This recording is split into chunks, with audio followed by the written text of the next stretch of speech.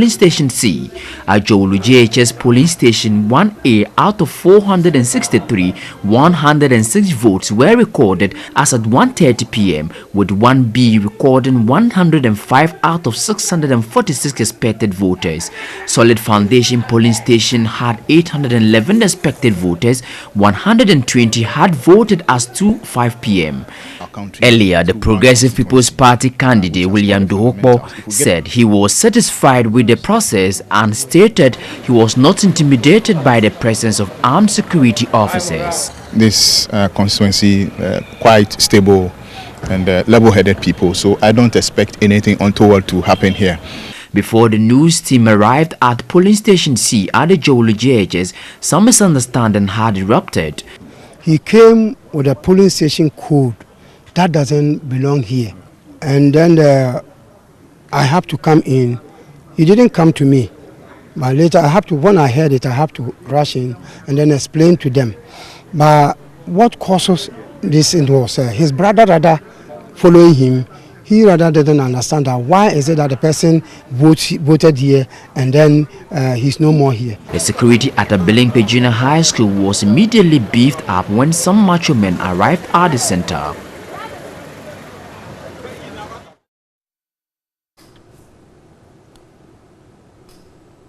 Now, the by-election was characterized by some form of violence. Now, the opposition NDC has pulled out of the by-election. The national chairman of the NDC, Samuel Ampofo, says the party withdrawn from the election for security reasons.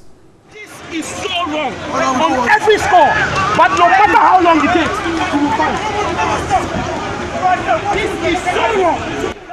Samuel George Nete, visibly seen distraught, challenging the hooded security men at the polling station. What?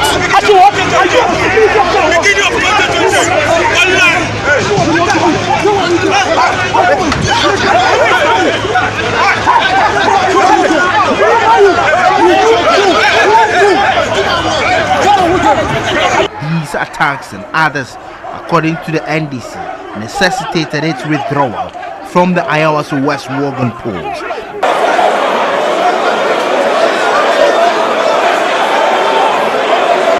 Visibly angry supporters converged at the headquarters to be addressed by their leaders.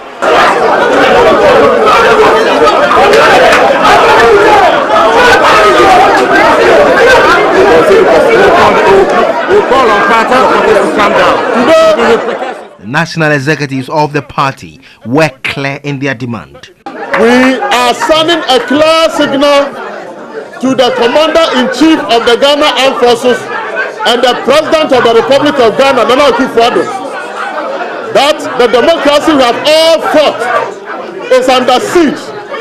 Today is a very sad day for democracy, and the NDC as a party cannot and will not be part of this exercise. The NDC says it will not be cowed in the face of such attacks. 2 hours into the election, this is happening to our people. Then we could not guarantee what will happen when elections is over by 5 o'clock and counting is being done, and then we are moving into the dark. We felt that this seat is not more important than any single life that will be lost. For the party, government should take full responsibility of the chaos. Minutes after the news conference, other angry supporters of the party stormed the conference room. Komla Kunche, TV3 News, Accra. We are calling on all our party supporters to remain. Now, the Director of Communications of the New Patriotic Party, Yabuabena Samoa, has accused the NDC of fomenting an imaginary chaos to discredit Ghana's electoral system to the international community, reacting to the earlier press statement of the NDC, which accused the MPP of being behind the violence that erupted at the residence of its candidate.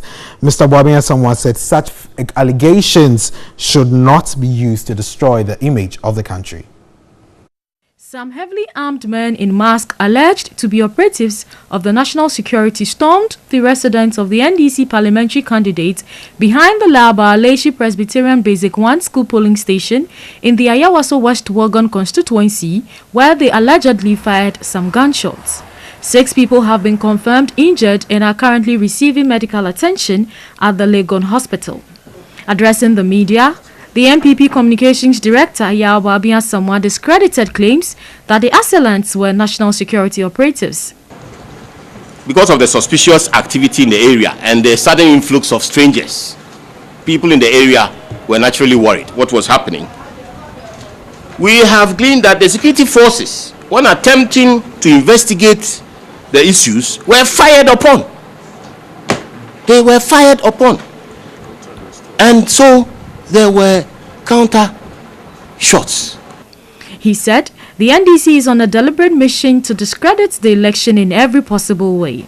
The condemnation is because, unfortunately, it appears to be a premeditated attempt to create an impression of violence and thereby discredit the ongoing election and prepare minds, probably for what purposes we can't tell, but the electorate's minds to negatively perceive what is going on.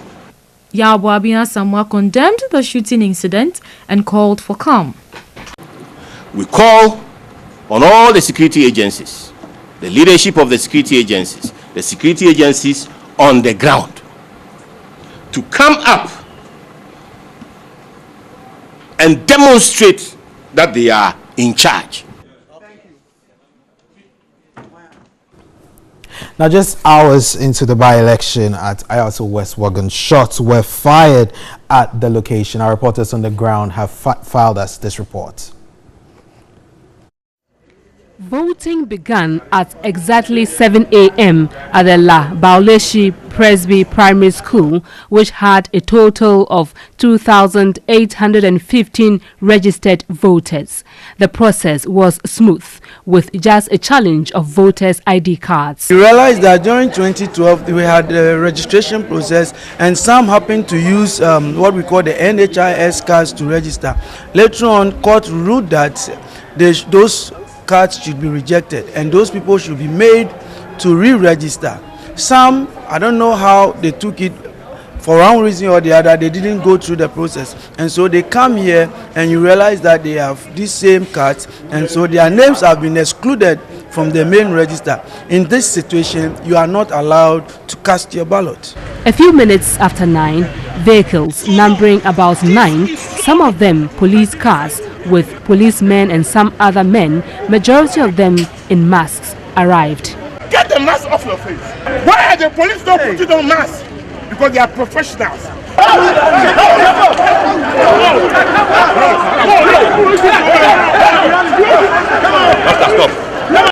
Later, it emerged the masked men had shot and wounded a number of people at the residence of the NDC candidates for the by-election, the Lali Brempong. Here is not a police station. However, you can say we are doing something, or that's why you come in. We are in PC house. Then you came in. Some people inside a pickup. You came, no, everybody calm down, everybody sleep down. Then started shooting, giving one shoot, back. Then one guy stand there, the wound in leg, break into pieces. One guy in here, shot. The other guy too, they use arm, hit in head. Why? Democracy, is that the democracy canteen? Because they are looking for the MP. And they are going and that's saying the my dear. Yes, you better 2020. So get say sir, all that we die. Say all that we die. And you any witness no. If the people are real, if they are truly real, amen. Why do they cover their face? Why they covering their face? Anybody who covers his face and when they get, he say, I'm coming. Anybody who wears a gun, anybody who wears a gun and cover his face is a criminal. We know criminals that cover their face, and they are working with the policemen. There were also gunshots at the school park where the voting exercise was taking place.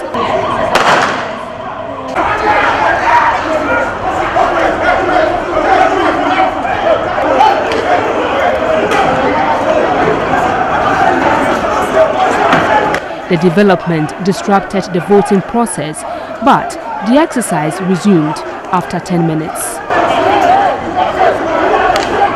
It's not that it affected us so much because it has nothing actually to do with the election process that was going on. It was an incident that was happening from outside.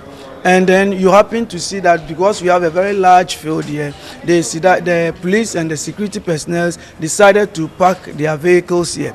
Parking their vehicles here would definitely attract a lot of people from outside and a whole lot of attention. And so we halted the process. The incident attracted beefing up of police personnel and also men from the military. The police, led by Operations Commander for Greater Accra, Superintendent Kwesifori, visited the NDC candidate's home. NDC National Chairman Samuel Ofosu Ampofo also arrived.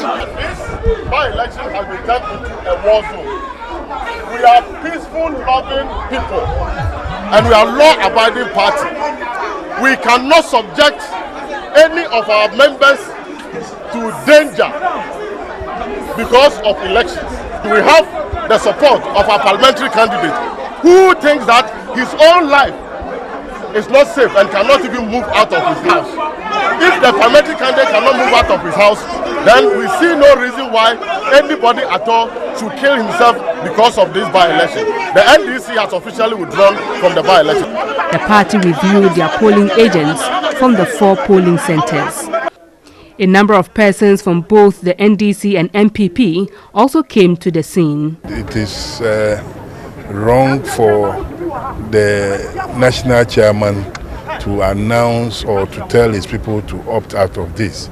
I think this decision should have been taken by their national council.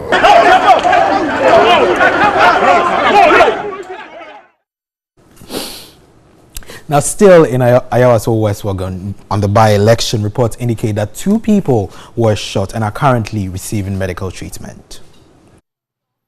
The injured were rushed to the Legon Hospital after sustaining injuries from a shooting incident at the Bawaleshi Presby Polling Center and the residence of the NDC aspirant Selassie Brimpong. The victims, whose identities are not yet known, are believed to be members of the opposition NDC who were around the candidate's residence to assist the party's activities for the day. Administrator of the Legon Hospital, Eric Gazik, confirming the admission, said 9 have been discharged. Almost all have been discharged, apart from the 4 here and the 2 we sent to theater. So, maximum of 6 are here. They are in emergency, receiving care. He confirmed 1 has been transferred to the 37 military hospital. Unfortunately, 1 of them was critically wounded and was far beyond what we could assist here immediately. So we had to refer him to 37 military hospital and we conveyed him there with the hospital's ambulance. An eyewitness and a relative of 1 of the injured persons accused the NPP Invincible Forces of being behind the attack. We are in the MP's house where we saw Visible Boys group.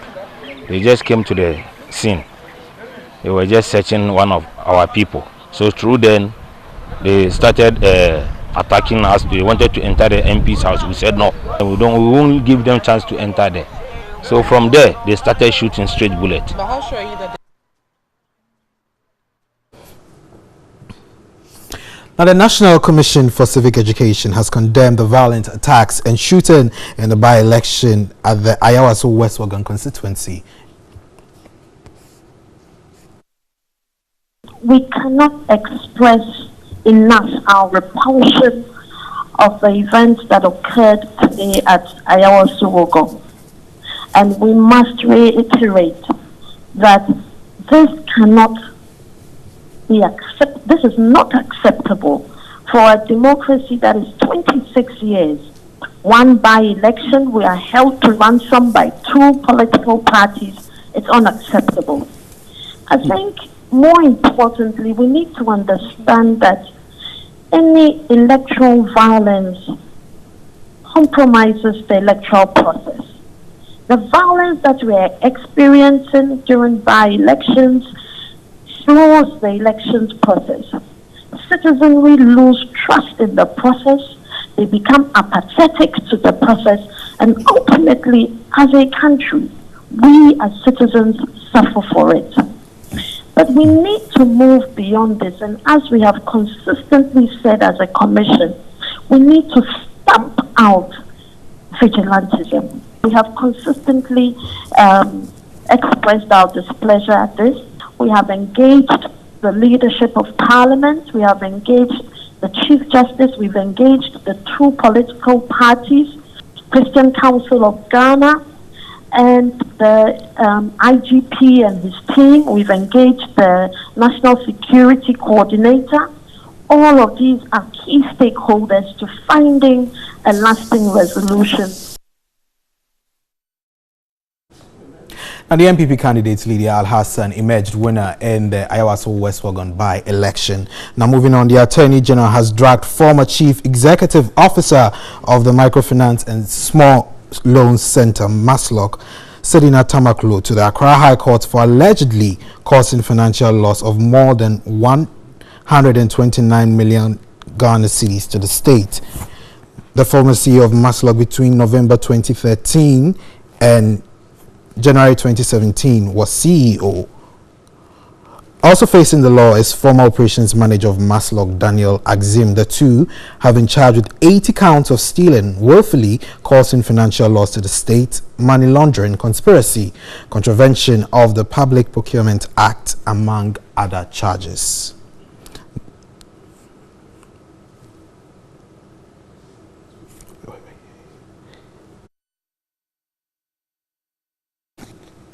Well, let's do some entertainment stories now, and one of the trending artifacts for women is the fascinators. The Entertainment Desk has this report. Jersey on the beat.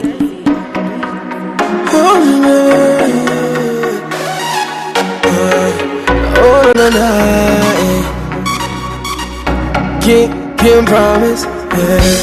The headpiece that became popular in the 1990s in the Western countries has grown popular across different countries. A bit of history.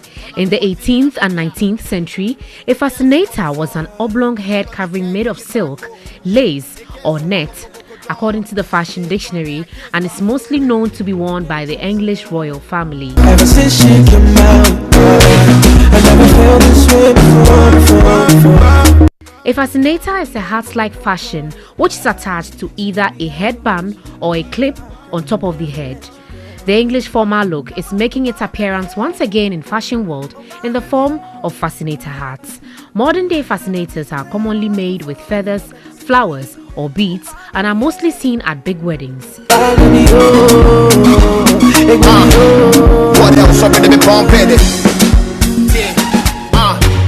Since the wedding scene is all about bold looks, it's really no surprise that fascinators are back on the heads of fashionable Ghanaian women. A fascinator can be an amalgamation of feathers, lace, and intricate design. It is seen as a work of art instead of a piece to warm your head. Fascinators are a great way to accentuate an outfit. It is the new fashion trend in Ghana now. But are we rocking it well? Crisis, but the feeling when you wanna do the right thing. Make I put a ring on it, and I forget to strike in. Big cars, more money.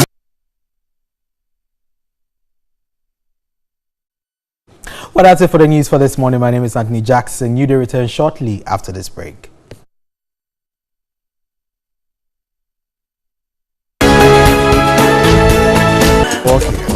Oh boy, Dance Alive, yeah, Dance Alive, that's salsa, right? You used to be a champion in this game. And then what happened? So this kind of dance, if your knees and your ankles are not in good shape, you better not go there. So that's what stopped you from. Yeah, because you know, at 68, my knees and ankles are all down. Because I saw a clip. I mean, you were a champion in this game. Those were the days of the backslide and the snake dancing. But now, Chuperu all and of the it rest, is gone. All of it is gone. Wow. But that's it. No, you know, there's one thing a lot of people do not know, that salsa is a good thing. It is an exercise. Okay.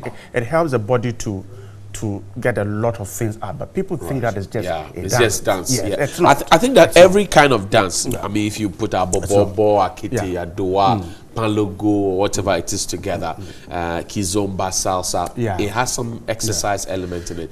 So once you dance, you're exercising nearly every part of the body, you're sweating, and it helps. So but, maybe you can give it a try if you're at home. But yesterday I met some people who were not happy with you. No. You know, yesterday we wore the suits that were going to do the wedding. Oh, people were not happy. You promised people that you were going to have a wedding. You wore the brown suit, and I was your best man. I wore a similar brown suit. And then you decided that you would not do the wedding again. Why? But Jody, I thought they said that until the pastor pronounces man and wife, yes. I mean, it's no wedding. So, of course, at that point, I changed my mind, and so you would do it again. Well, I'm thinking about it. So why did you buy the suit? We'll think about it. Say it. We'll think about it. Okay, so it's official. He said he would do it again. Jody, I didn't say that. I said I'm thinking about it. But how long? Well, because we bought the suits yesterday. We wore the suits. Give me brown. Give me the whole of February. The whole of February. Yes, the month of love. Yes. Wow.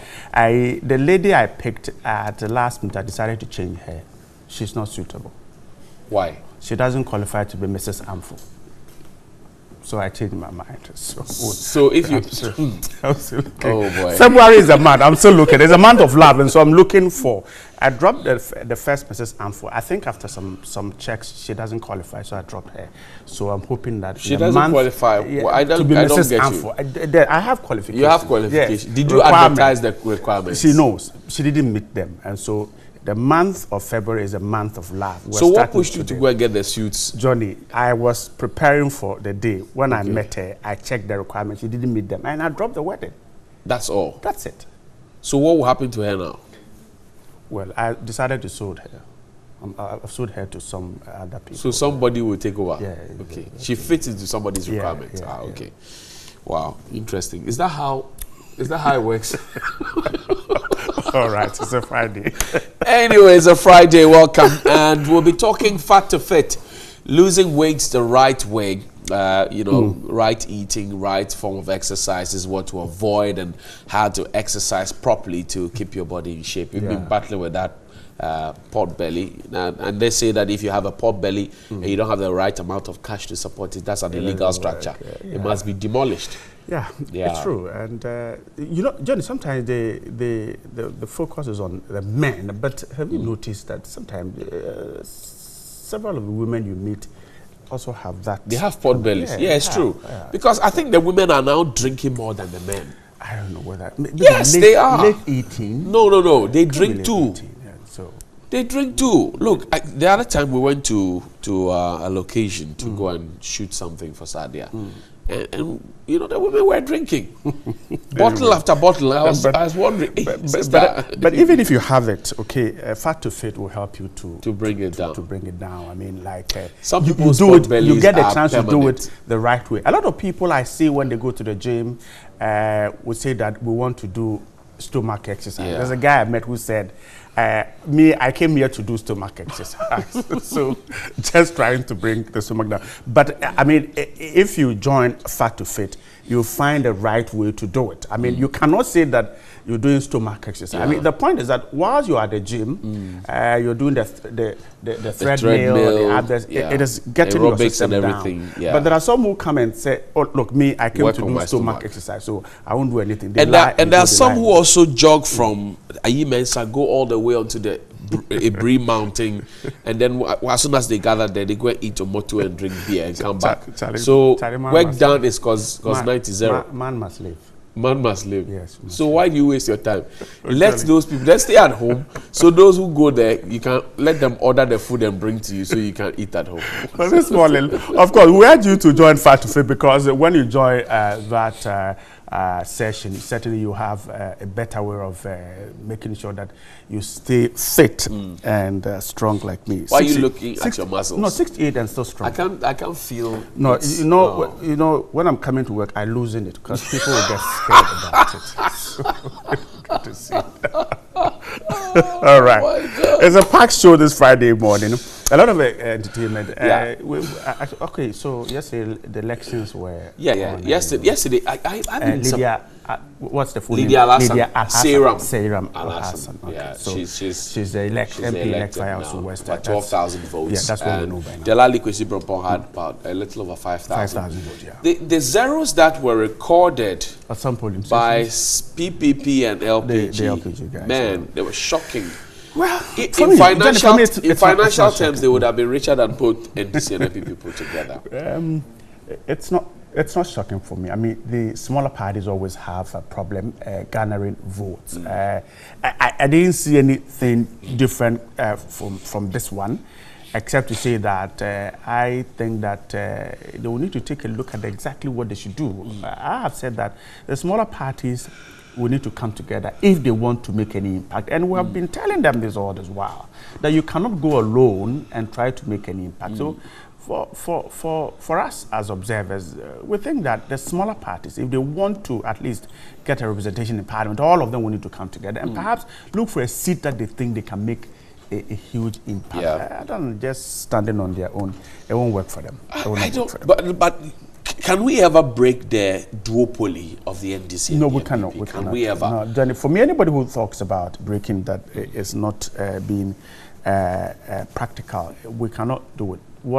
What can be done is for the smaller parties to come together and look at seats that they can make impact and contest those seats and find their way in parliament. In 2016, PPP, CPP, and PNC had some kind of arrangement like that. Yeah, but they didn't get those seats. They didn't get to they had those arrangements, but they didn't get the seats. But they didn't actually.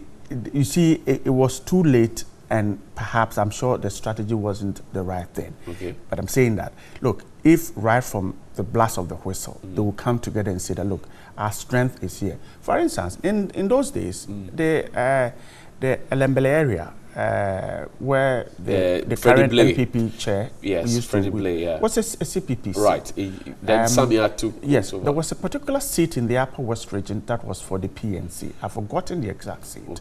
Okay, so if they sit down, strategize, and take a look at this seat and say, look, this is where our strength is. So all the smaller parties in that constituency come together, let's form a coalition and fight for this seat.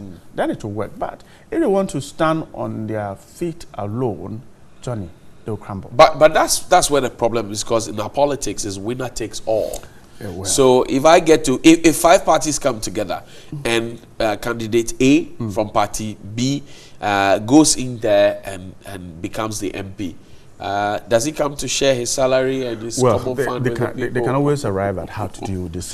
Anyway, but yesterday also, I read a statement from the Ghana police, and I was so they just cancelled a press conference. I don't know if it's the press conference, but I was disappointed that the police in a statement said their attention has been drawn to violence at by-election. I know that for every polling station since 1992 at least, for every polling station when there's an election, there's a police official or a security detail put there to monitor the elections and to secure the place. So now if you say your attention has been drawn to it, the service was represented there at the polling station. Who else drew your attention? Your man was sleeping on the job or struggling to stay awake. Johnny, I don't know. And then the police comes to tell us that, okay, so this is it. And we are told that earlier that these gentlemen in the black and khaki are policemen, okay, and later we're told that they are not. They said they do not know them. The Greater Accra Accra commander, sorry, pardon me for saying Greater Accra. The Accra commander said that his men were not masked, so he's unable to tell who these men are. They came in a police vehicle.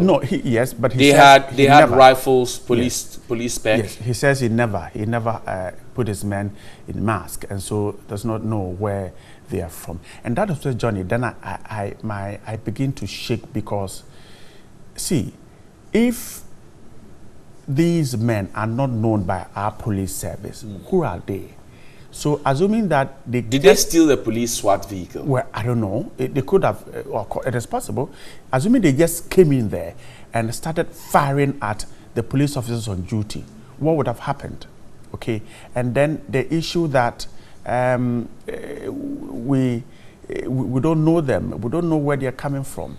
Now, if there is a security operation, I think that every member of that operation should know the other member. Right. So the police officers, the immigration officers, the custom officials, the fire service, all those who were put there should know that these are officers from the army who will be joining us. Right. But if you say we should do be not coordinated. know them. Yeah, and that's the point Kudeo raises. Kudeo says, look, they're disappointed at the security arrangement because if there's a security man in front of the studio who's policing that nobody comes in, right, and there's another who just pops up and comes to stand there and say, I'm in charge of this place. What becomes of the man who originally had been detailed to come and watch? Yeah, that's it. And yesterday, you could see from the faces of the regular police there they were shocked. that they were petrified. Yeah, they were shocked.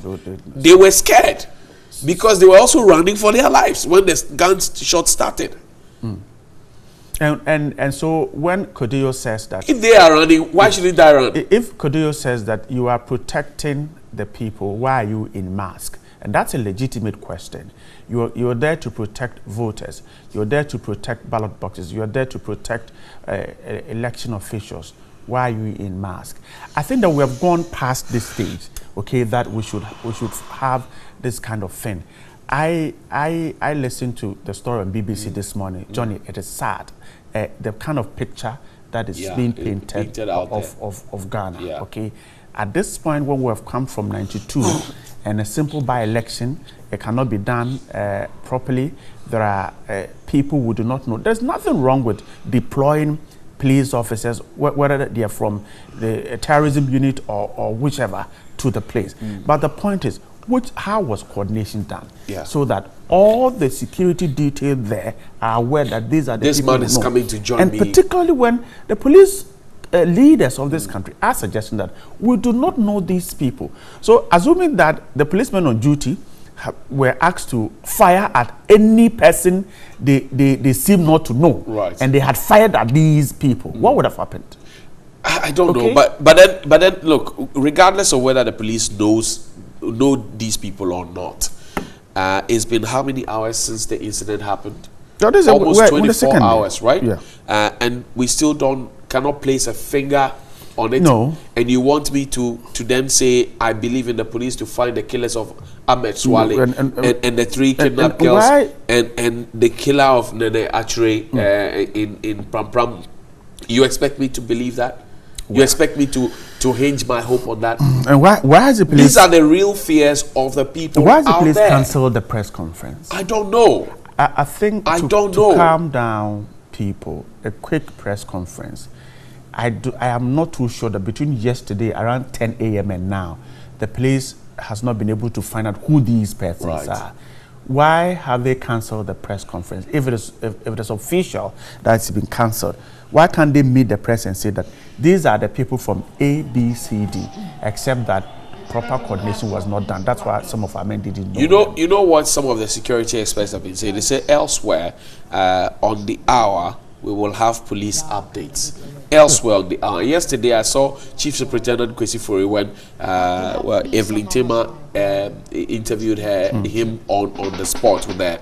There were people behind him screaming that there will be reprisal attacks, and he kept telling us that everything is under control. And you have heard the National Communications Officer and the Deputy Youth Organizer of the NDC battling each saying contrary to what the chairman is saying, that no reprisal attack. They say go out there and fight. So then this is the situation we have on our hands. Okay.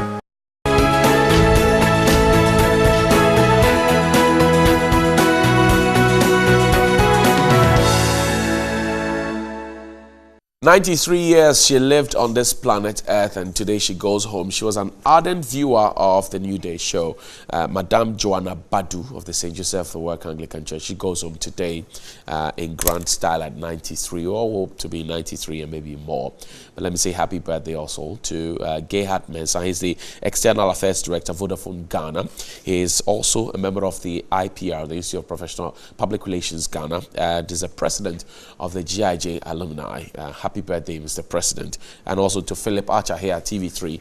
It's your birthday, Chief Lighting Man.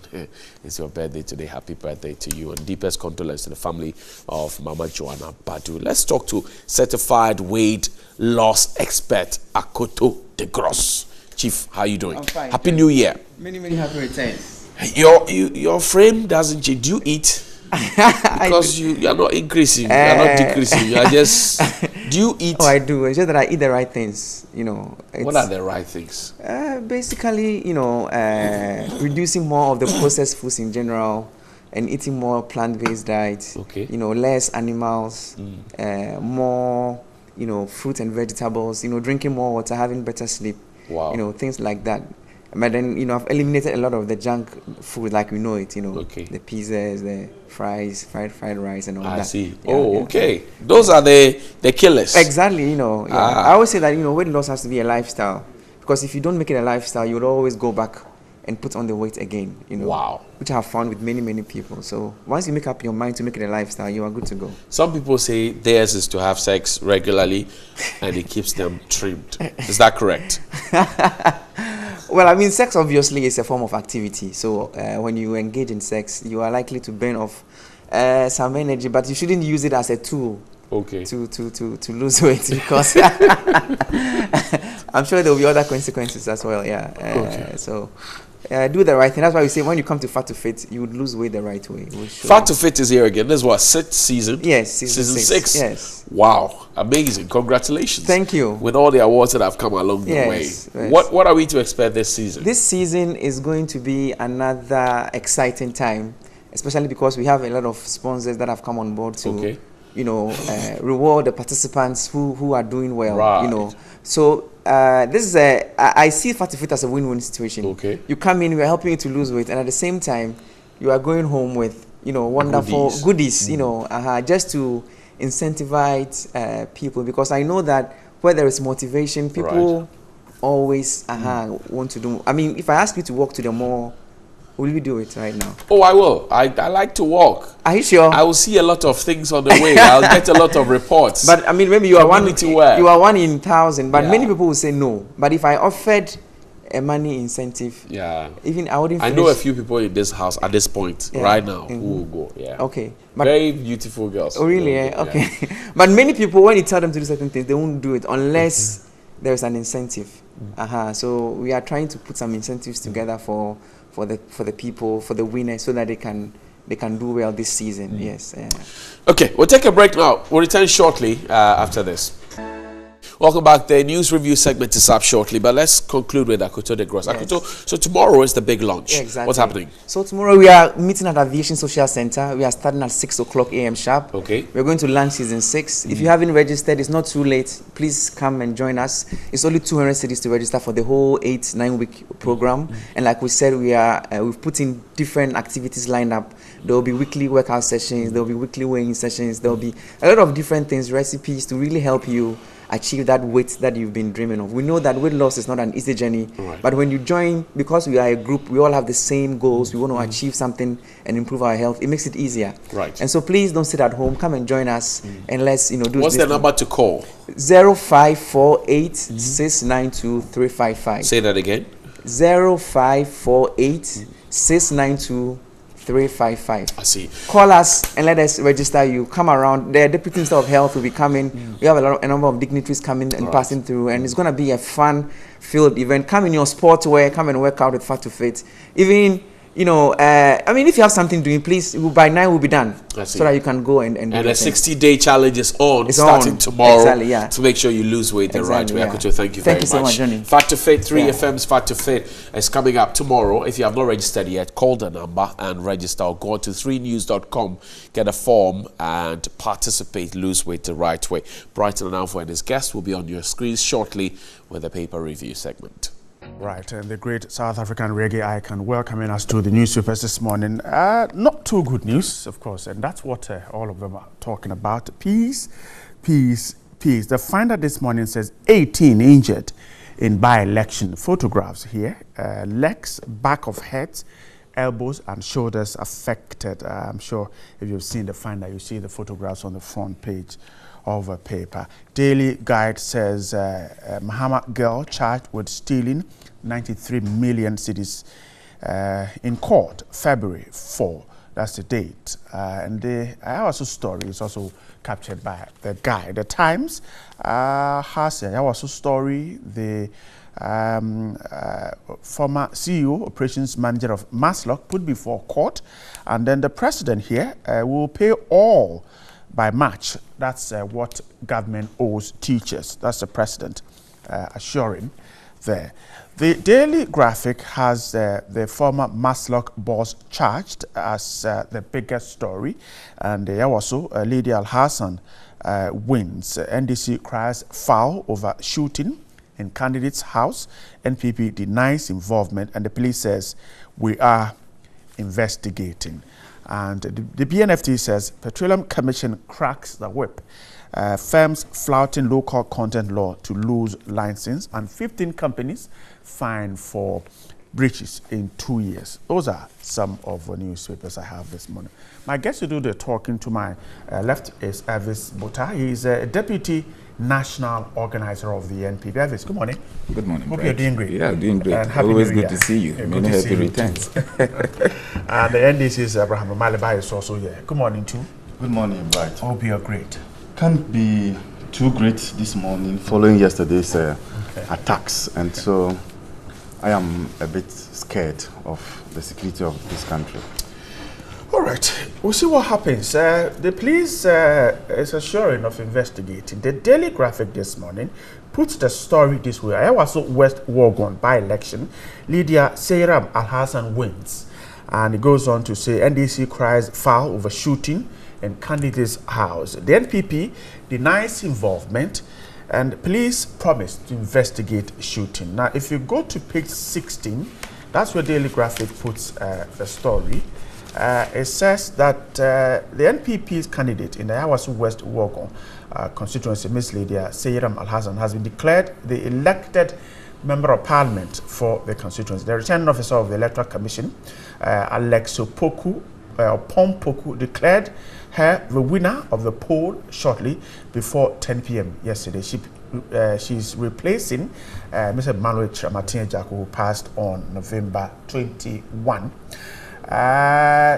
That's the story of the election itself. Now, if you go to page 19, it goes on to talk about what happened there, the violence, which the NPP condemns the violence, suggesting that the NPP denies involvement in the alleged instances of violence and called on various security agencies to demonstrate that they are in charge of the election process. According to the NPP, although the shooting occurred in a small area outside any of a polling station, there was a deliberate attempt by the NDC to blow the issue out of proportion in an attempt to discredit the integrity of the Electoral Commission and the government. It appears to be a premeditated attempt to create an impression of violence and thereby discredit the ongoing election and prepare minds for purposes we do not know. That's the NPP. Now, the police says that they are unaware or do not know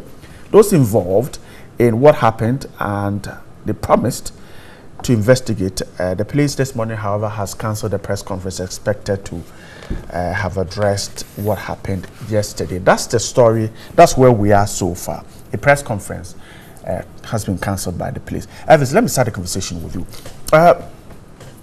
Madam Al-Hassan is elected, MP-elect, and but for observers, the controversy, the violence is worrying. How worrying is it to the NPP?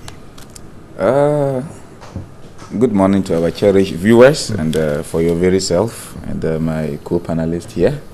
It is also important to seize this opportunity to extend warm congratulations to the NP-elect for, Ayawaso West Wogon in the just ended by-election yesterday. We wish her the very best of luck. We in the New Patriotic Party are extremely so much proud of her, and we on this occasion also still have fond memories of the late MP, whose death, whose sudden demise occasioned, all these things we're talking about. We wish him a peaceful rest in the bosoms of the Lord. And we wish Ghana well. You see, it is important for us to realize that as democracy increases, as our democracy grows, definitely certain issues will be recorded, especially so when you have people in moments like this being extremely desperate after a sudden surprise of, the defeat in an election they thought they were winning. And I'm referring specifically to the NDC in the 2016 election. You would have a situation where most of the instances, they create an attempt to indict government, to indict relevant state institutions, and to cry foul where there is none. Or, if possible, create a lot of violent situations and troubles so they can hide under those clouds to actually lay blames where blame in real sense should not be. I personally monitored the elections yesterday from one polling station to the other, almost throughout the entire constituency. Yes, as stated in our press conference, we recorded a few untoward situations in the course of the elections that the NPP as a party frowns upon, that the NPP as a party really thinks it has not been the best in areas where those things has happened. But you see, it then takes a surprising twist when all of a sudden, in an electoral process or in the process of electioneering, noise comes up, a few violent engagement comes up, then one party runs out to lay blames on another party. It is uncalled for. If you understand the history of Ayawaso West constituency, you would realize that for some time now, it has been a safe seat for the New Patriotic Party. Yeah.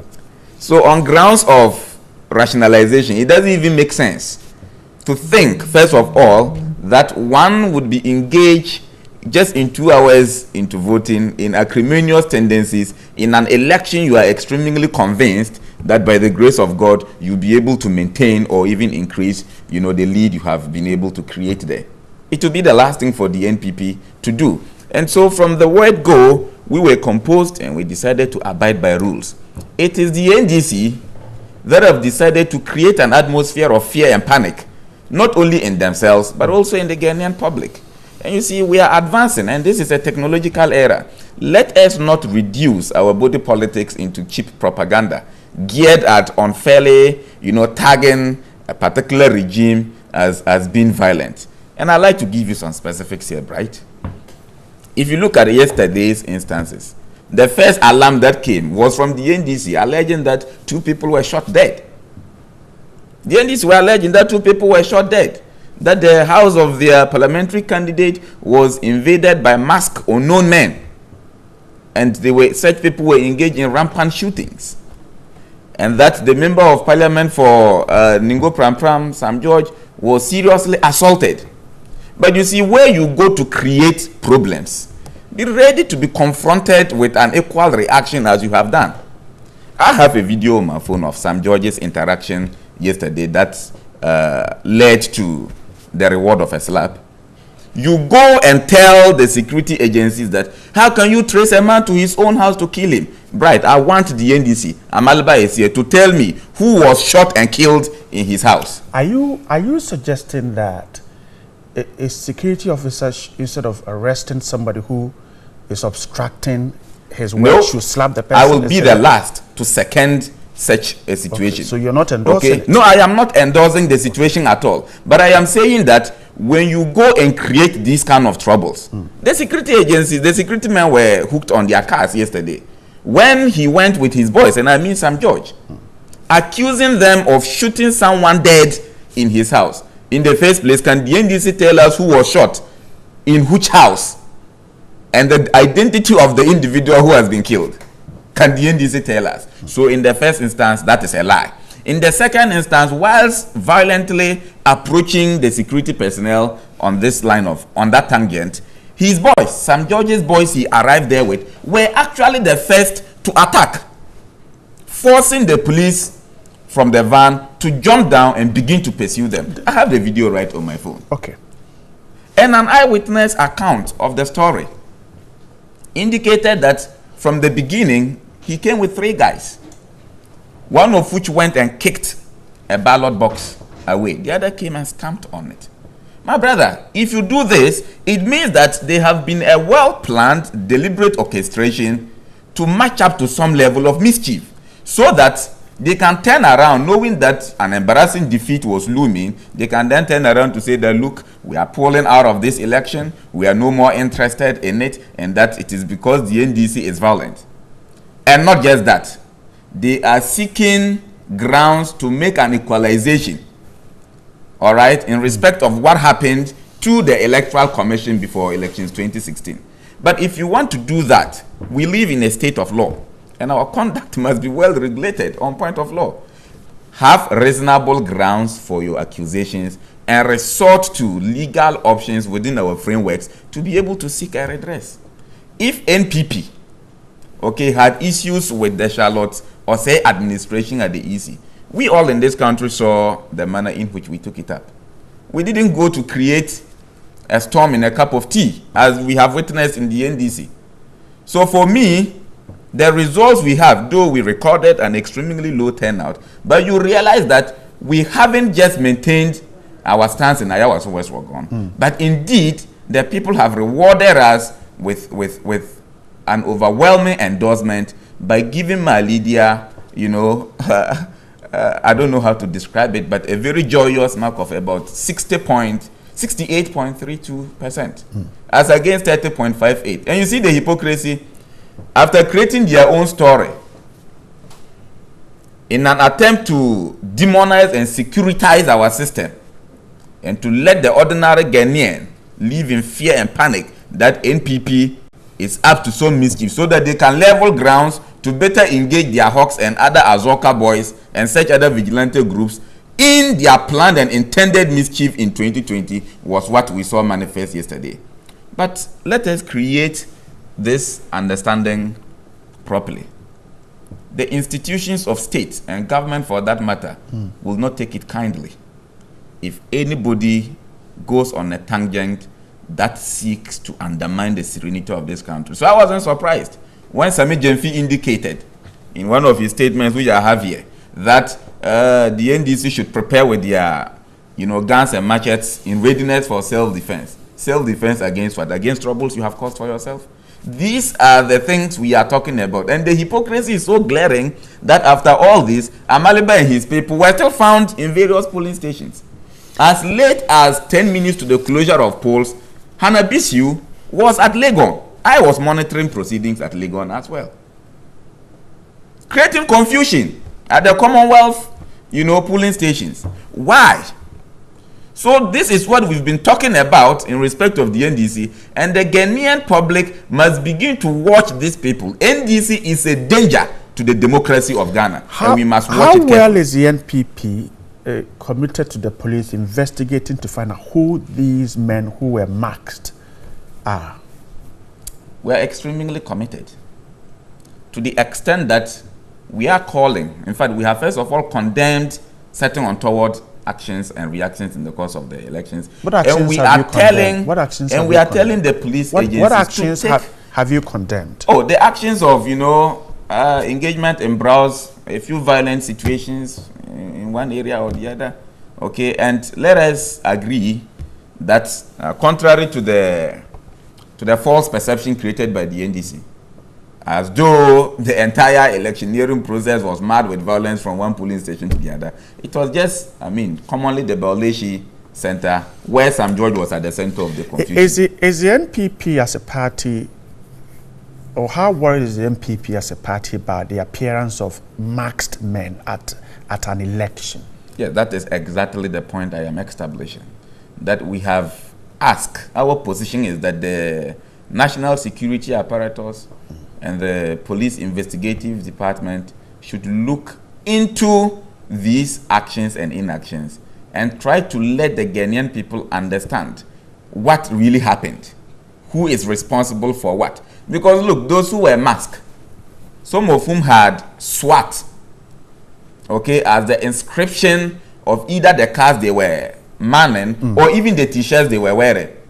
So the NDC all of a sudden have forgotten that we have gotten a wing of the Ghana Police Service called SWAT. The NDC is devoid of this understanding. The NDC is devoid of the fact that we had national security, you know, operatives on the ground. And some of the dresses the people wore yesterday, some of those guys wore yesterday, from what I saw, you know, was clearly inscripted by, you know, national. So they should be known by some security authority. So definitely, heads of these security agencies we suspect they must have been affiliated to should be able to tell us. And I am not sure the Ghana Police Service is that reckless, you know, to watch and actually carry operations alongside with these people. The video is actually being shown here, and you will realize that the Ghana Police Service was even there, okay, also assisting to calm issues. So I am not sure. You are suggesting the police is aware of the men who came? Which men who came? The masked men. Of course. The police is aware? Of course, yes. Okay. It is clear and highly ostensible from the interaction of these people on the grounds. And like I referred to your own video, it is clear. I am not sure the Ghana Police Service will allow unknown, if you like it, quote unquote, criminals to just jump onto an elections ground and begin to do certain things. And by the way, these people were calm until Sam George and his boys went there to create trouble. Okay. So this is the hypocrisy of the NDC. They didn't go to the house of the NDC candidate. Well, I went there after Sam George and his boys. I was not present at the house of the NDC's candidate. Okay. But if at all, granted, it is the case. Suffice it to say that, per what they said in their own press conference, addressed by the national chairman, well, they said a lot of armed men came, all right, and invaded the house of the parliamentary candidate to the extent that, as they exaggerated, that the man even entertained fear to have gone out to cast his own vote. So if you claim they were shooting instances and armed security personnel have come to take charge of the security of the area, clearly you should tell a reasonable man that they are doing so to protect the life and property of the candidate. Okay. So I was thinking that the NDC should have been able to tell us that at the point they were arriving at the house of their parliamentary candidate, they saw a lot of armed men engaged in rampant shootings. That they did not tell us. And because NDC continuously is a violent party with revolutionary foundations, you realize that even in their own press conference, right, to address these issues, to demonize the NPP, to securitize the system, and to unfairly lay blames that, oh, these men were members of the NPP affiliated invisible forces, their own boys came after them there. There was confusion in their own press conference. That is the NDC for you. Okay, I'm Let grateful. me wait and see what propaganda they have to peddle. I'm grateful, Elvis, for your time. Honorable Maliba, so this is how he says that Sam George and his team started the violence, compelling the masked men to act. And he says that certainly the police is aware of the masked men, contrary to what the police is saying. Right. I've been on this program a couple of times, severally. I'm not sure you've seen me in the posture that you saw me in when he was talking, using my hand to support my chin. A government official or a party official of his caliber would come onto national television and describe the attack on 18 innocent Ghanaians as just a few violence. He went further to describe the attack on a member of parliament as a reward of a slap. Well, I asked him if he endorses that, and he says no. Right. By their words, out of the abundance of the heart, the mouth speaks. I am frightened to my bone marrow. Look, under this administration, human life is not valuable. Killings, they've seen it all. They kill, they maim. So you can have a political party official come to make those descriptions on national television without remorse. In the lexicon of election management all over the world, violence and intimidation is a form of vote rigging. And it is deployed by weak candidates all over the world. It is weak candidates who have no message to give to the people, who engage in violence and who engage in acts of intimidation. This is what we saw yesterday at Ayawaso. And so if this morning we are being told that Lydia has been declared a winner, what do you expect? A rigged election in her favor, a violent election? But am I surprised? Because this is the most violent government under this Fourth Republic that Ghanaians have ever seen. 6 months into the reign of this administration, do I even say 6 months? Immediately, government changed hands. We started seeing violence till this day, 2 years down the line. Normally, when there's a change of government, the beginning to 6 months, then it normalizes. But even up to today, we are seeing violence under this administration. But am I surprised again? Before the 2016 election, see what they did to themselves in their party headquarters. The MPP party headquarters was like a war zone. We told Ghanaians, don't vote for these people. Naturally, they've come into power with those violent tendencies. These boys who yesterday were masked are the same boys who perpetrated those acts of vandalism in their party headquarters when they were in opposition. So what do you expect, Ghanaians? You just expect a transfer of the violent acts. Right. There are two personalities in this country, and I want everybody to hear me. If Ghanaians don't remove them from office, they portend danger to our democracy. Nanado and what's his name? The EC boss is called what? Jim Mensah. These two. The president will go down in history as not because he introduced free SHS, he will go down in history as the president who institutionalized violence in this country. See those boys, whom the police are telling us that they are unaware of them. The taxpayers' money has been used to clothe them. The taxpayers' money has been used to buy them boots, to give them guns, and to give them ammunition. What are we doing in this country? The moral voice is all quiet. Where is the Christian Council? Where is my own Catholic Bishop Conference? Where is the Peace Council? Look, is it the NDC that is saying that there were acts of violence perpetrated by the MPP? CODIO, an independent local body mandated to observe elections in this country. A portion of what CODIO sent. And I read, with your permission. Some non-uniformed security display lack of understanding of the electoral rules and regulations.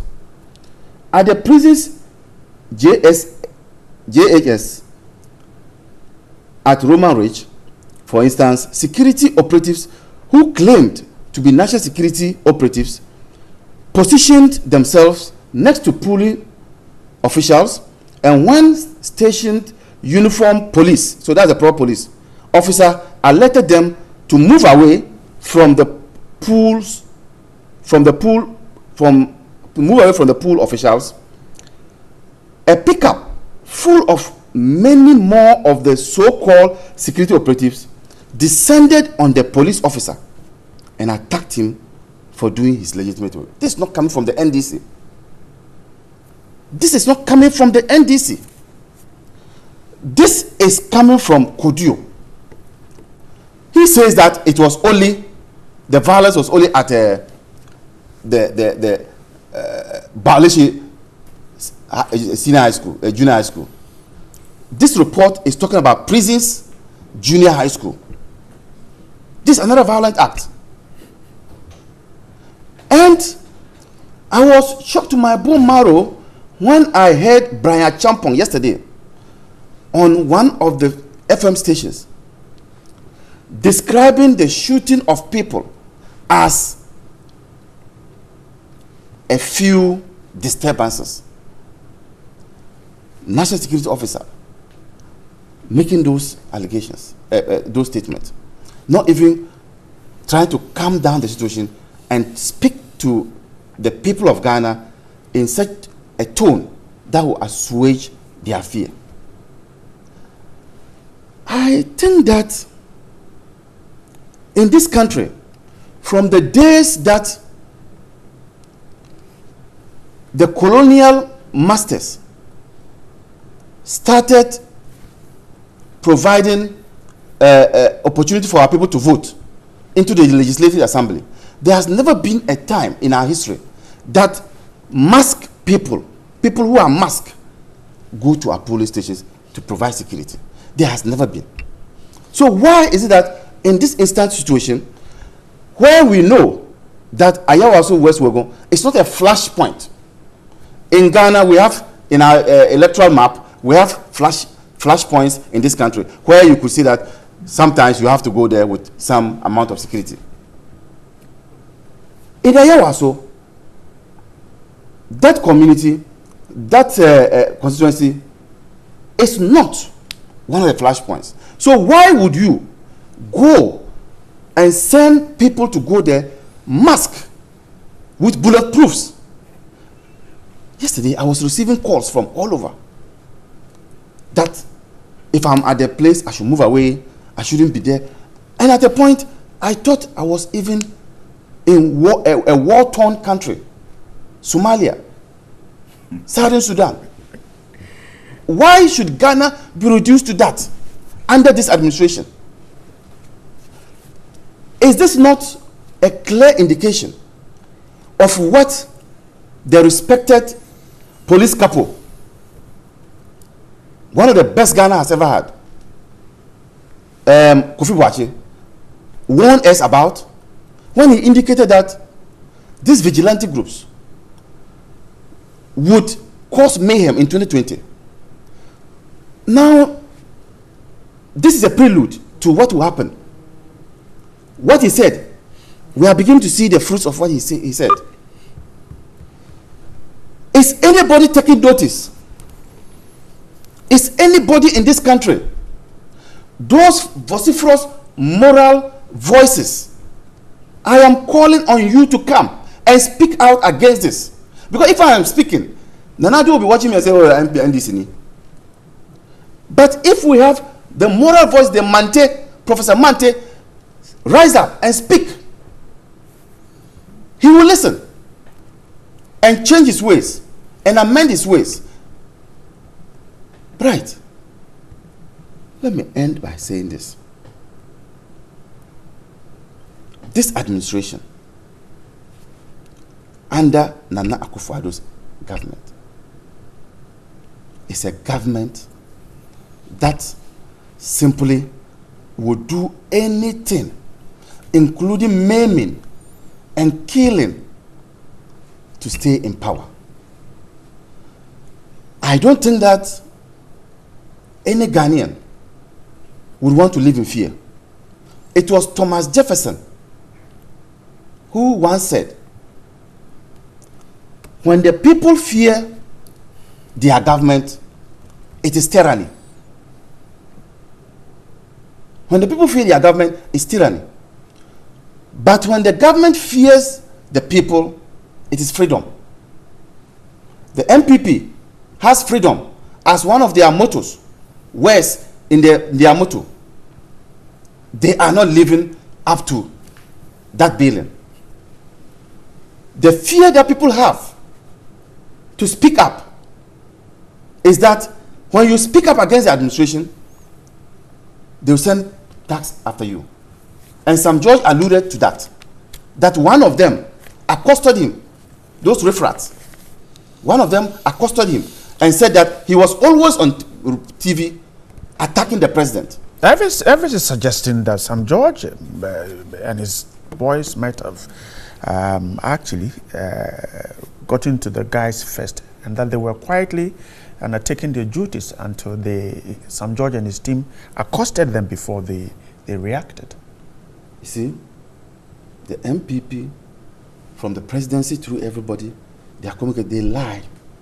You people, you this media general, you had reporters in all the stations, in all the police stations. Forget what I am saying, forget what he is saying. You were here monitoring. Did your reporter give you such information? Well, we're saying what happened on TV now. You are seeing it. Good. Did your reporter say that Sam George hit a ballot paper, a box? They lie through their teeth, and they think that constant lying would stay in the minds of Ghanaians, and Ghanaians should believe them. But they don't know that the people of Ghana have become fed up. Ghana is no longer safe under the Akufo-Addo administration. And you shouldn't be surprised, because even in his own elections at Buakwa, anytime there are elections there, when he was an MP, you find violence in there. You remember here in Uroko Mafwa? So I think that there's one thing we should do. Let's get Akufo-Addo out of the equation. Let's get, what is his name, Jim Mensah out of the equation. And Ghana will be peaceful again. Ghanaians don't care who is president, but Ghanaians care which president. Can I come in? Okay, yeah, you come in. Which president would provide the much needed security. And I can see it under this administration. Okay, we'll take some questions quickly when Johnny joins us, but Elvis, a quick reaction before Johnny will come with from the basis of when I was establishing grounds for my argument, I indicated to you that the NDC is up to an agenda to demonize relevant state institutions, the NPP and government. But you see, we have always maintained to the people of the world that the NDC is extremely a party of gross incompetence. Even in opposition and in an attempt to peddle falsehood, these people are still extremely incompetent. When you are telling lies, definitely there cannot be a chain of logic traceable in it. You see where he started, extremely beating about the bush and landing at nowhere, even in this attempt to lie against the NPP and to accuse us for what we have not done. The NDC lacks extreme focus and particularity in that attempt. I have asked important questions here. These people alleged yesterday, just 2 hours into the elections, that invisible forces had taken into polling stations and are shooting indiscriminately, killing 2 people. And that a man, a member of parliament, was alleging that you trace a man to his own house. And these are the words of Sam George. You have the video. I want you to play it for your people if there is the benefit of time.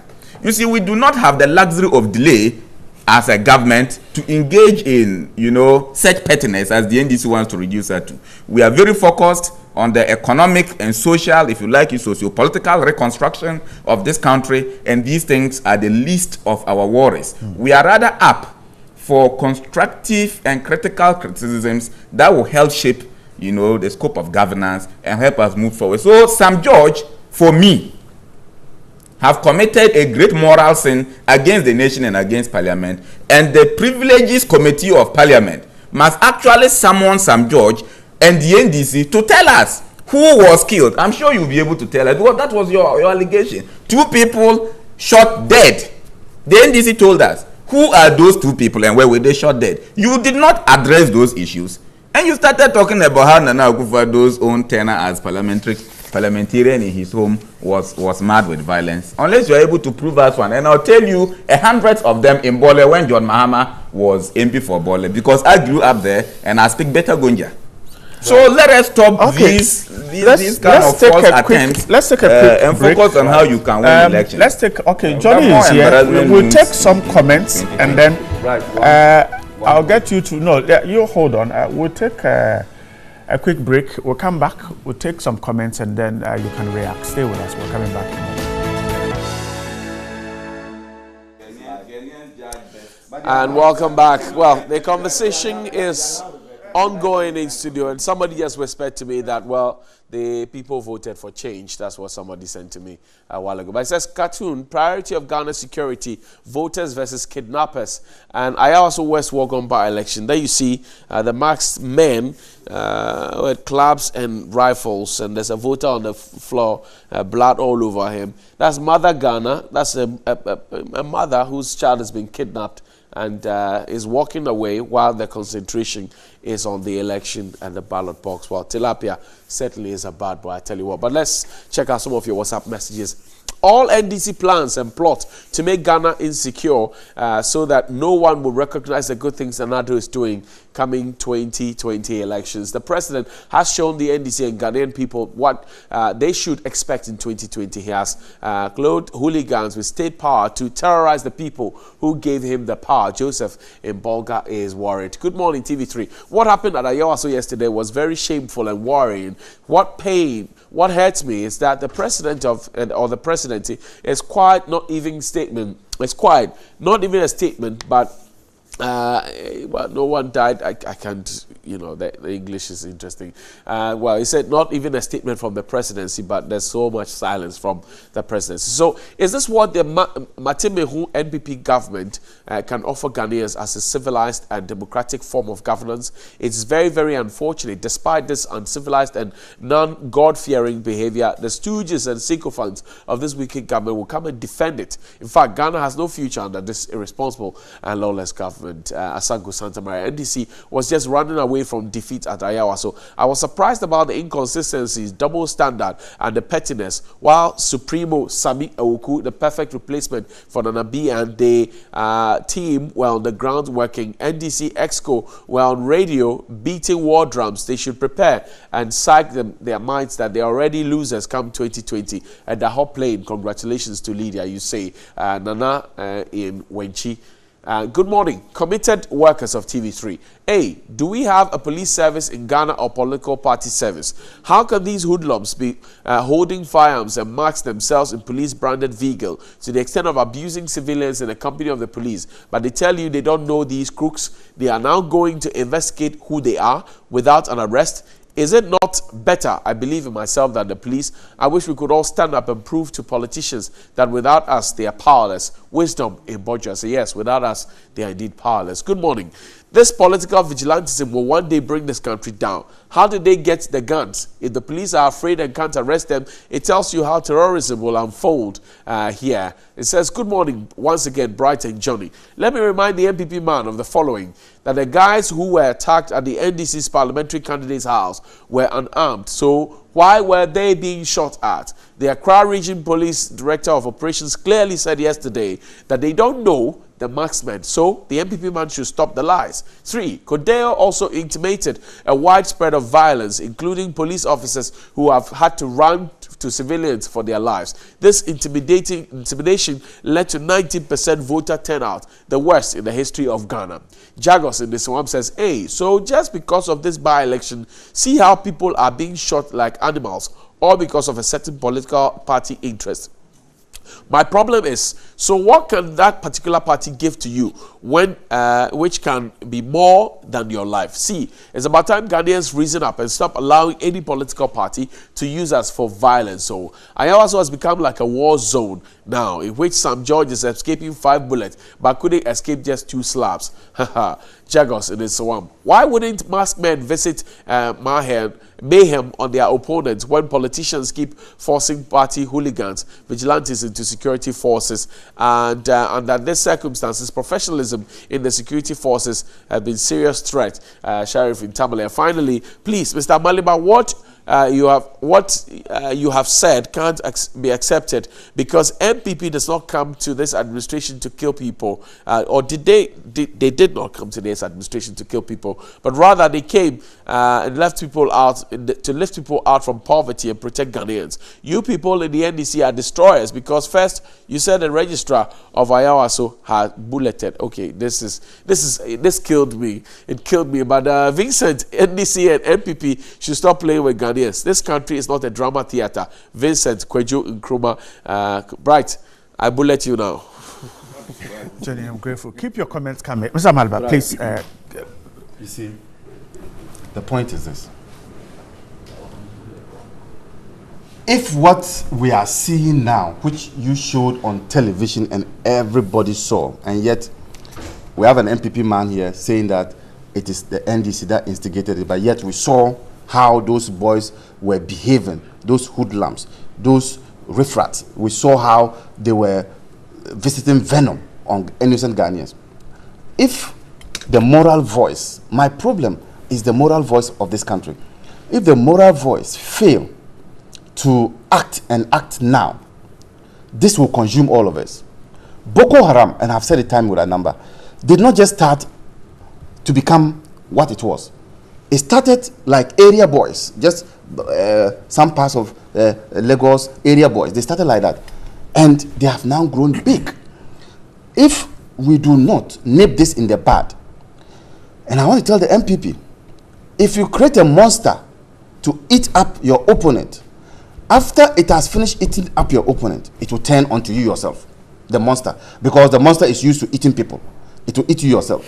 So if we do not check this seriously and take the warnings of that security couple, Kofi Boachi, seriously, when this country is in chaos, we would all lay the blame at the doorstep. But how do we check this when political parties seem to be nursing these vigilantes? Look, I thought that when our General Secretary gave the warning that if you don't dismantle your vigilante group, we will also form one. I thought that was a wake-up call to the president.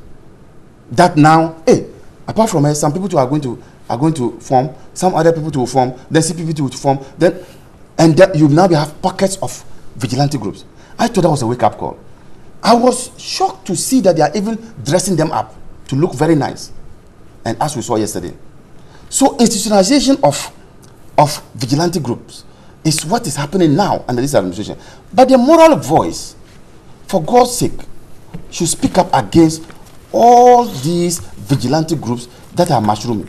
Look, a day before we had information that these things were going to happen, but we didn't know it was going to be in that such massive scale. You know, a day before the elections, they had attacked our first vice chairman, Sofa Azoka. You know that, and so we had information, but the extent and the magnitude of the violence visited on people, innocent people who were queuing just to vote, is so alarming that nobody, even in MPP, I know there are the moderates coming from the Kufua camp. As for these other people, we know them. Coming from the Kufua, they should begin to speak up. And it's about Ghana. It's not about an individual. At the end of the day, what the president should know is that in Ivory Coast, there was a strong man there. He left. In Burkina Faso, there was a strong man there. He left. In Africa, nobody was stronger than Gaddafi. Where is he? So it's not just all about power. It's about peace and peace and peace in this country. I'm grateful. Grateful for your time with us. Abraham Maliba is a member of the NDC. Yes, we're crossing. Bota is a deputy organizer of the... No closing remarks. I said you want to make one. I think we have... Yes. If he does, I also... Oh, no. No, because I want to say that we are a peace-loving government, and we will stop at nothing to make sure that the peace and serenity of this country, is well protected. We won't go back to the days where people legitimately, protested against certain mishaps, and we saw us losing one person's eye. We saw Gabriel Chiridaku being battered actually by uniformed policemen. We will not go back there. Nana Akufo-Addo, His Excellency, President and Commander-in-Chief of the Ghana Armed Forces, wants extreme peace, and he has demonstrated that in the Dabong issue, which the NDC actually did very little about. We wish him all the best, and we shall not stop at anything. The Dagbong issue. Sure that how can you supervise the killing of a chief and then come around and say we should praise you? All right, I'm grateful. How can you? It's just like it's just like coming to touch my house. Coming to touch my house. Coming to touch my house and help me put out the fire and say I should congratulate the computer on the fire. That's what they are saying. All right, we're grateful. Stay with us. We're coming back. Balsa with Dance Alive, exciting on TV3 Newday. Friday, so we try to losing up. I'm sure you learned a few moves, one or two of them already. Let me say a happy birthday to our own Philip Archer here at TV3. It's your glorious birthday today. If it's your birthday as well, happy birthday to you. And also to you, Mr. Gayhart Mensah.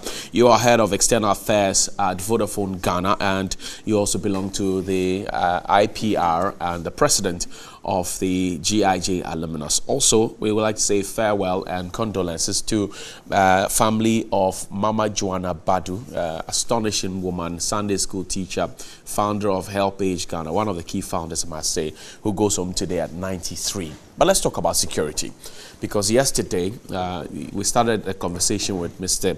Adam Bona on this particular one, and we want to continue the conversation regarding what happened yesterday in the by-election at the Ayawaso West Wuogon constituency. And we've been joined this morning by Mr. Adam Bona, of course, with Mr. George Amu, who is the Acting Executive Secretary of the National Peace Council. Gentlemen, good morning, welcome. Thank you very much for your time. Good morning.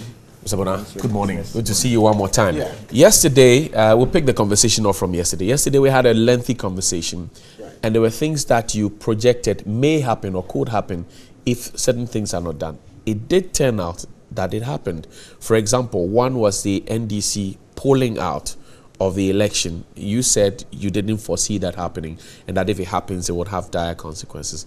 So far, if you look at the matter in totality, what would be your initial comments for this morning? My initial comment would be one of sadness. This shouldn't have happened. I mean, anyone who has visited a war zone will tell you what we saw, at the display of, suspected, hoodlums. I wouldn't want to call them security operatives, who were bundled, put in a police vehicle. And I must also, I have heard the issue come up with regards to the particular vehicle that they mounted. That vehicle is in the custody of the national security. Right. I think it's something that hasn't been put out there. My checks indicate that vehicle is in the custody of national security. Wow. I'm not holding brief for any organization, but I am saying that vehicle, you can check. Let your investigative journalists or your what do you call them? Security desk will check. You let them call the national security officers and ask them. Adam Bona said the vehicle that these people mounted, even though it's branded Ghana Police Service, it's in your custody. So they are not police vehicles. They are police vehicles, but it is in the custody of national security. Wow. If you understand what I'm trying to say. I do. Yes, because on your network in the morning, I did say these are not police officers. Right. I think I mentioned it yesterday. Mentioned that yesterday. I mentioned that these are not police officers. Yes, you mentioned that. You call them hoodlums and criminals. Yes, these are not police officers, because you won't go for police training anywhere and you go down there. It wasn't a provoked attack. I mean, you wouldn't descend on them, shoot at them. 6, 7 people were shot at. In the morning, we were being measured. I mean, because he hadn't been medically. Now we're told 18 people were injured. 18 people are injured. And so if you ask me, I would say that it shouldn't have happened. It's happened. And I've heard other people also say Kandapa and, is it Brian should resign. Right. At least my checks also indicate that Kendapa wouldn't do that. Okay. As for Brian, I don't know. Okay. As for Brian, you can't vouch for Brian, but you can well, not that I can't vouch for him, but I don't know. Why don't you know? I mean, I wouldn't tell you why I don't know, but I know. I mean, these are security matters, and mine is that these are serious matters. Right. And so, on your network, I've spoken at length about certain things Kendapa might not be doing right. But on this thing, I would say that my own checks, credible checks, indicate this was done at his blind side. Wow. And so it calls into question what is happening. Is it some amount of power play?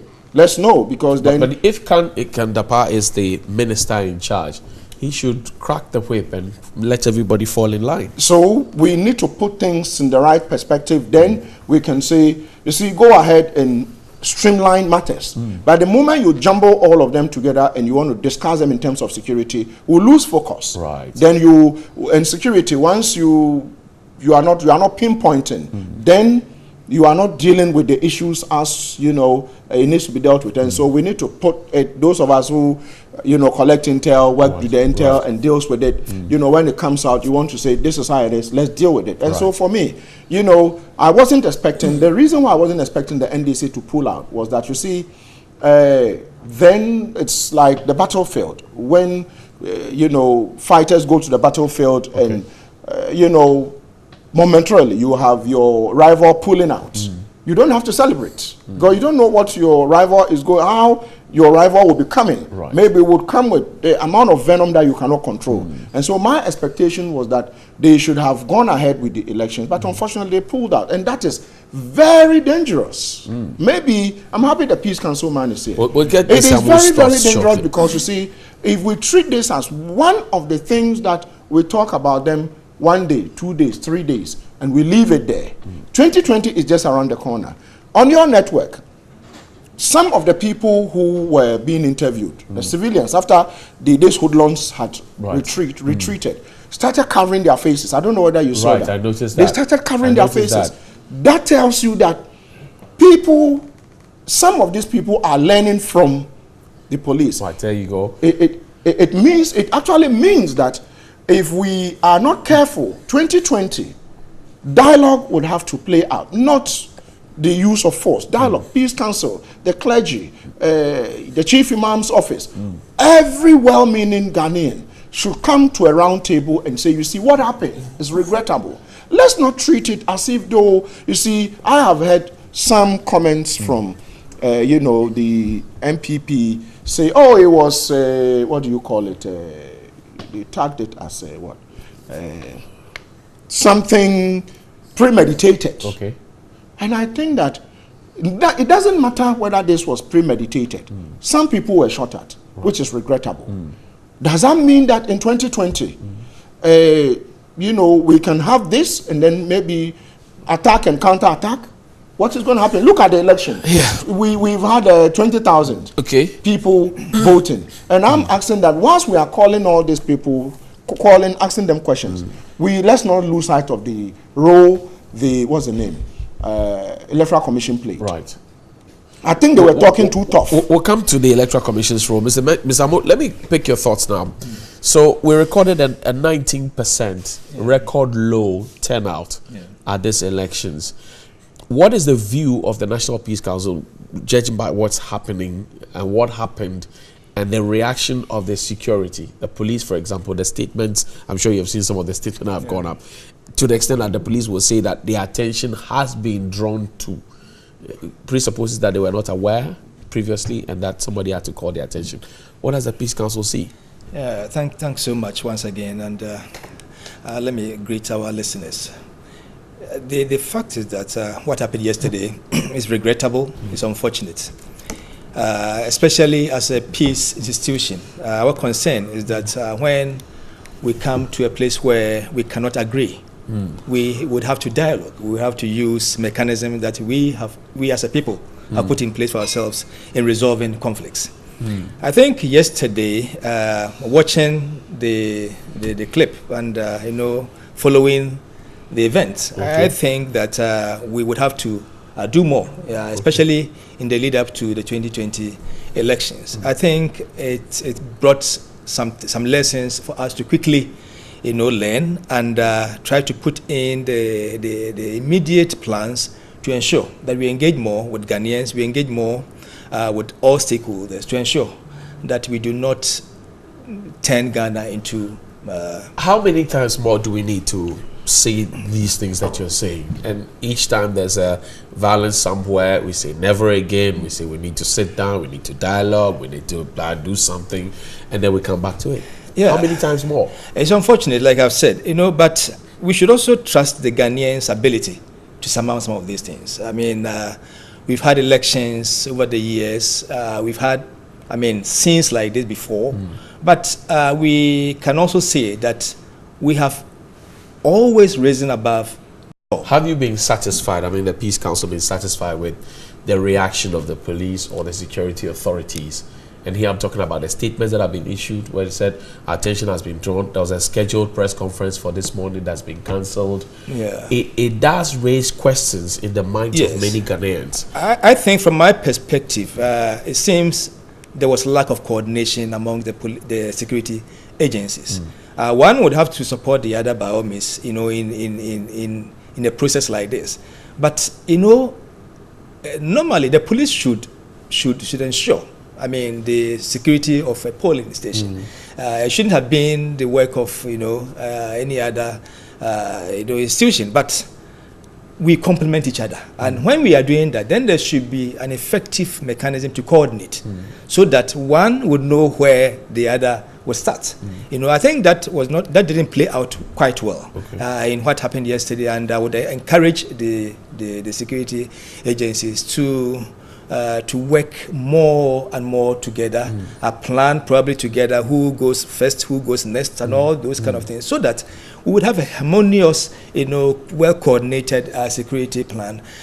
We don't get into what we saw yesterday. It's very unfortunate, and we do not agree with it. We would want to encourage all Ghanaians that we have worked for the peace we are enjoying. We cannot toil with it.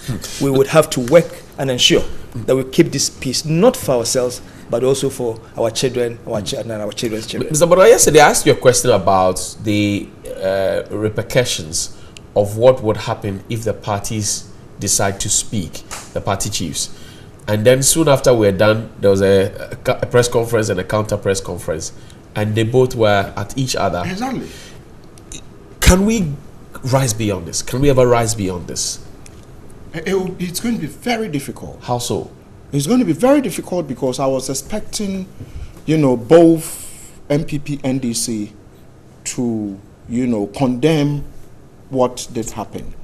But unfortunately, you had the NDC, definitely they were probably at the receiving end. Right. You had the NDC condemning it. And a session probably of the leadership of probably the MPP, literally saying that this was premeditated. This is something that the NDC brought onto themselves. But remember, we are one people, and so for me, the question as to can we ever be able to rise, above this is going to be very difficult. If we don't delink political party activism from criminality, then we will never, move away from this. Because what happened yesterday was an act of, criminality. Yeah, I read Honorable Kojo Yanka's book, The Trial of J.J. Rawlings. In that book, as far as the 1980s, he spoke about political vigilantism, where Victor Wusu of the UP party at the time had called for the disbandment of political vigilantes. Then I asked Honorable Yanka, how did they look like back in the day? Because I was a younger person. It says pretty much what's happening now. So we haven't learned the lessons. No. Do you believe we can ever learn the lessons? Especially looking at what happened yesterday? It might take some divine intervention. It might take some divine intervention, but where we are at the moment, we are at a crossroad where these two rivals are at each other's neck or throat. And therefore, until such a time that we get a third force that will break that, the duopoly or whatever they call it. Duopoly. It is going to be difficult to have, to rise above it, because then you have these two parties, this will say this and this counters. The only time you hear them not countering each other is, in Parliament, where there is some things to be shared. Then probably until some media person would blow it out there, we never get to hear. That's the only time we hear. The National Communications Officer of the NDC, Sami Jemfi, yesterday said, even though the chairman has said no reprisal attacks, he said they will react. And then Edem Agbana is the National Deputy Organizer. I said, we will react. Sam George, at the time, Honorable Sam George, who was slapped, unfortunately, also said, no matter how long this takes, there will be some level of reaction. And so these are top officials speaking like this. Will they have a ripple effect on electrification on the people, the grassroots themselves? It's likely to have that ripple effect. For 2020? Yes, it's likely to have it, but I need to quickly put out there that I would go with what the national chairman put out, that no one should go out attacking anyone. Right. I believe that if you look at how the late President Evans Atamios won the elections, he won the election at the backdrop of Asundwe peace. Right. Peace. And he still won. And so I believe that the NDC would be better positioned to win an election, not through violence, but if any party that probably preaches violence, chances are that Ghanaians will vote against you. Right. Because the three of us in this room, I believe that if you want to use us to conduct any survey, chances are that you are going to get 100%. The three of us would say, no, we want a peaceful country. Absolutely. It means that majority of Ghanaians, 99% or 100% of Ghanaians would want to live in a country that is peaceful. And so for me, it is us, the electorate, those, ordinary persons who would say, no, we don't want any tie. So for me, Sammy Jemfi and you say Sam George. Yeah, Sam George and please, I think they should Magana. calm down. They should calm down and rather preach peace. That way they would get people who are not happy with some of the violence that we've seen to join them. Thank you. Ms. Ambu, you have the final word. And the final word would be, there's a video circulating of former President Mahama making a speech to some electorates, talking about the origin of the NDC from the revolutionist era and all of that. What would be your closing thoughts? A nation that's demanding peace at this time. Yeah, thanks once again. I think we've come a long way. We would have to dialogue. We have to use the mechanisms available to ensure we have peace. We maintain the peace Ghana is enjoying. We cannot toy with it.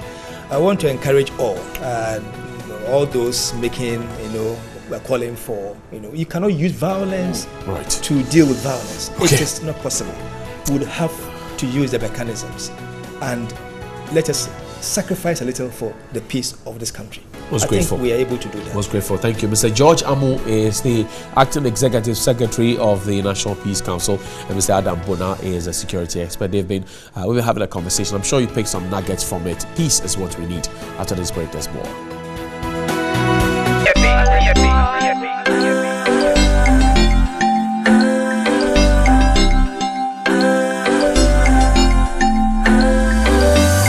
I'm a teaser and a pleaser, #1 bedroom love teacher.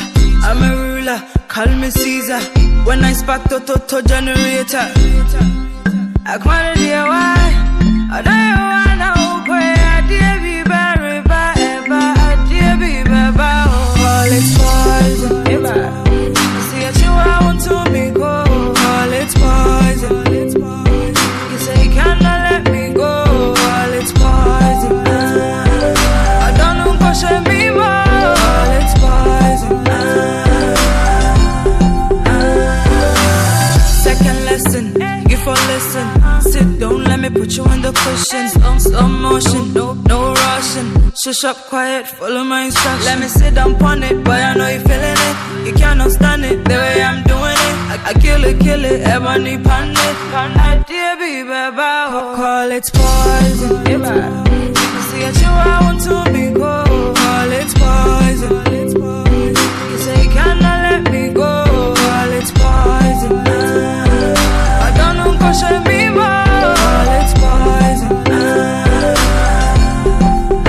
Oh yeah, drop give me a go down low. Money day, I'm willing to blow all my dough. Patrick Otom, here we go. I be the smooth operator, make control. Work it, to KCM, kaboom, star, BFB. Flipper, lap dance, and a dog. No, let's talk first. Okay, great. So let me say happy birthday to you, Philip Archer, here at TV3. It's your birthday today. Also to you, J. Craig Joseph Obing, and to you, Edem Gaglo, Radolf Edem Gaglo. It's your birthday today. And Mr. Gay Hart Mensa, we love you. If it's your birthday, happy birthday. Dance Alive International. Get closer, guys. What's the names? What are the names of your, first of all, this lady and then the gentleman? Tell me their names quickly. Okay, starting from this is Juliet. Okay. Then we have Kobe here. Okay. We have Jennifer. We have Gifty. Then Ike. I see. Dance Alive. Where from it?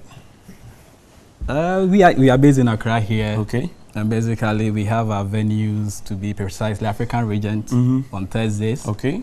We have Alisa Hotel on Wednesdays, Saturdays, Sundays, and Fridays we have Little Havana. I see. In Osu. Why did you decide to do salsa and kizomba, and not Panlogo? We are looking at something everybody can do. Okay. We are looking at our main core focus is fitness. Okay. We have different form of people when we come to dancing. We have those who come and watch, those who come and dance, those who want to lose weight, those who want to have fun.